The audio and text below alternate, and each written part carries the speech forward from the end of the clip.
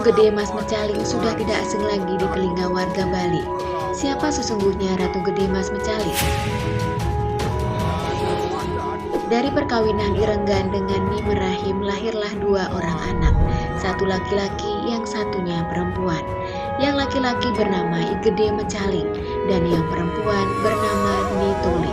Nyi Tole kemudian menjadi permaisuri dalam Sawang yang menjadi raja di Nusa Penida.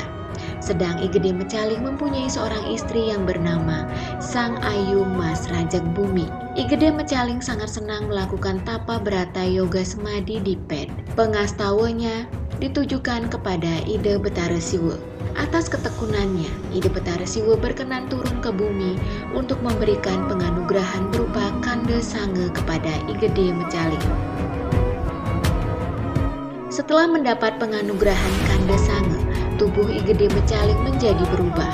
Badannya menjadi besar, mukanya menyeramkan, taringnya panjang, suaranya menggetarkan seisi jagat raya. Sedemikian hebatnya dan menyeramkan, seketika itu juga jagat raya menjadi guncang. Kegaduhan, ketakutan, kengerian yang disebabkan oleh rupa, bentuk dan suara meraung-raung siang malam dari I Gede Mecaling. Para dewa menjadi bingung karena tidak ada satu orang pun yang bisa menandingi kesaktian I Gede Mecaling yang bersumber pada kedua taringnya yang telah dianugerahkan oleh Ida Betara Siwa. Akhirnya turunlah Ida Betara Indra untuk memotong taring I Gede Mecaling. Setelah taring I Gede Mecaling berhasil dipotong, barulah I Gede Mecaling berhenti menggeparkan jagat raya. Setelah itu I Gede Mecaling kembali melakukan tapa berata yoga semadi, memuja Ida Betara Rudra. Ida Betara Rudra berkenan turun ke bumi, memberikan penganugerahan kepada I Gede Mecaling berupa panca taksu, yaitu taksu balian, taksu penolak gerubuk, taksu kemeranan, taksu kesaktian, taksu pengeder. Akhirnya I Gede Mecaling menjadi raja setelah dalam Sawang wafat karena berperang dengan dalam dukun. I Gede Mecaling memimpin semua wong samar dan bebutan-bebutan yang ada di bumi. I Gede Mecaling diberi wewenang oleh Ida Betari Durga untuk mencabut nyawa manusia yang ada di bumi. I Gede Mecaling juga diberikan wewenang sebagai penguasa samudra. Karena menguasai samudra sering juga disebut Ratu Gede Samudra. Gelar dari I Gede Mecaling yang diberikan oleh Ida Betari Durga Dewi yaitu Papak Poleh, dan permaisurinya Sang Ayu Mas Rajak Bumi diberi gelar Papak Selem.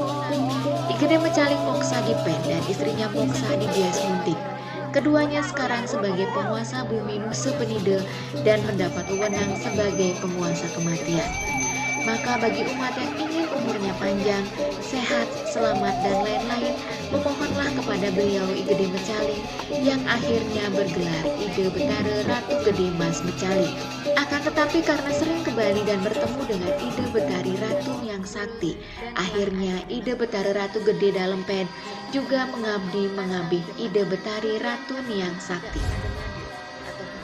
Dalam hidupnya, I Gede Mecaling tak berhenti melakukan tapa yoga dan menjelma bagaikan seorang dewa yang bergelar Ida Betara Ratu Mas. Kemudian di tempat beliau dibangun pura yang disebut sebagai Pura Penataran Ped dan merupakan salah satu pura sadkayangan yang ada di wilayah Nusa Penida.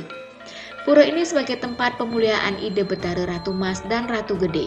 Disebutkan sekarang Ida Betara yang berstana di Pura Ratu Gede bergelar Ida Betara Ratu Gede, dan yang berstana di Pura Penataran Ped beliau bergelar Ida Betara Ratu Mas. Ida Betara Ratu Gede merupakan wujud Purusa dan Ida Betari Ratu Mas merupakan wujud Perdana. Ida Betara Ratu Gede yang berstana di Pura Ratu Gede dan Ida Betari Ratu Mas yang melinggih di Pura Penataran Ped. Diyakini memiliki sifat angker, maha dahsyat, sakti, juga pemurah, pengasih, serta maha adil dan bijaksana. Beliau memiliki 108 berupa ancangan wong samar yang bersemayam di area sekitar pura. Sewaktu-waktu para wong samar ini dapat menyebarkan wabah penyakit. Untuk itu, ada beberapa jenis upacara dan persembahan untuk menanggulangi wabah penyakit tersebut.